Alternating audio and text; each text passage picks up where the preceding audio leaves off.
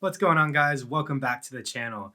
Today, I want to talk about the best camera you can possibly get for under $500.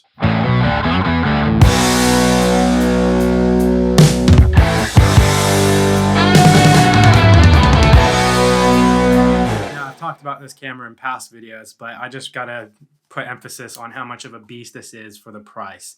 It's incredible. Now, for used on eBay, I'm actually seeing this camera for actually under $400. If you look around, you can find some awesome deals for this camera, and trust me, it's worth it, especially for those of you who are on a tight budget or are maybe young and just getting into filmmaking. This is 100% what I recommend. Now, with this camera, you can actually shoot full HD up to 60 frames per second, as well as 4K up to 24 frames per second. Now, another thing that's awesome about this camera is the swivel screen.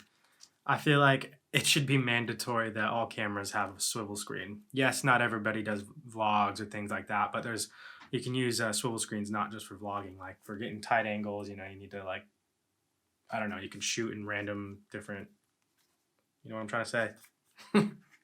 Look at that. Take a photo like that. I mean, who does that? But it doesn't matter. I feel like it should be mandatory. I feel like they really missed out on the Canon 1DX Mark III. They should have added a swivel screen. So yes, Epic Plus in my book.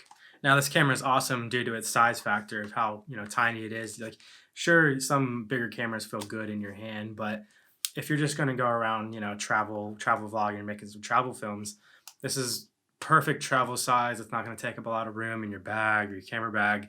It's just really easy to use, and the ergonomics on it are really nice as well. It feels like a professional camera, but it also feels like a real easy travel vlogging camera.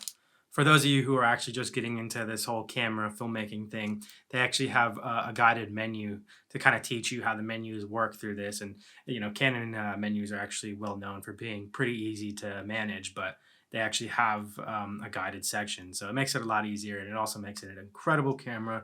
If you're just getting into this, it's perfect for those beginners. Now, this camera does have a mic input, which is awesome, makes it perfect for vlogging. You got your swivel screen, got your mic. You could throw a tripod on it, and you're off to the races. This is a perfect vlogging camera. It has superior autofocus, the dual pixel autofocus, which is Canon's really well known for having just awesome autofocus, which is important if you're going around, vlogging or starting to get into filmmaking. It's really nice to have a good autofocus system. Now, this camera uses the EFM mount. For most of these cameras, it's going to come with this 15 to 45 kit lens. Now, you have the option to have an adapter to use your EF lenses, but they do have quite a bit of good EFM lenses. They got the 11 to 22, which is an awesome wide angle lens, and they're fairly cheap. They're not super expensive, like something like my RF lenses, which are like thousands of dollars. So it's very, very nice and very easy to use as well. Real simple, and it's really affordable. So all around, you're buying a very affordable camera because not only is the body cheap, but also the lenses.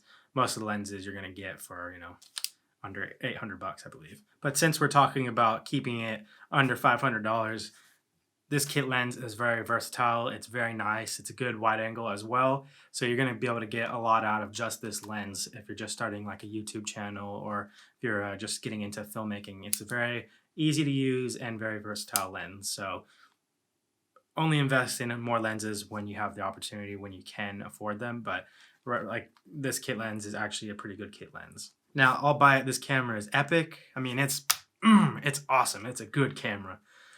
Of course, every camera has its cons. Okay, so the first con with this camera would be the 4K. It loses its dual pixel autofocus when you're shooting in 4K.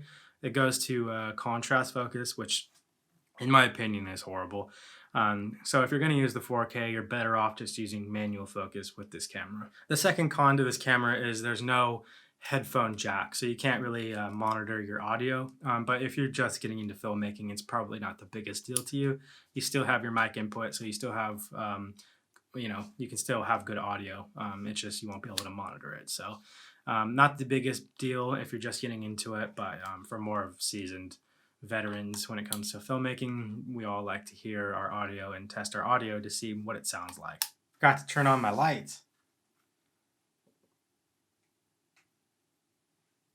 The things you do when you have your own little YouTube setup.